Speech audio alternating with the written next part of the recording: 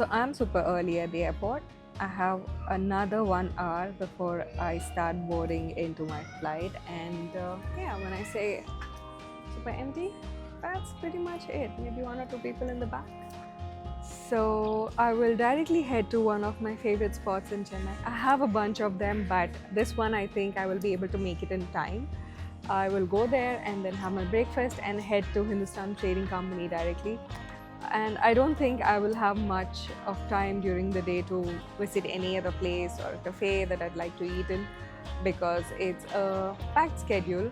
I will be starting my workshops at 10:30, and the first one ends by 1:30, then a 1.5 hour break for lunch probably, then again 3:30 to 6:30 I have another workshop, and then directly to the airport. So there is no time gap at all.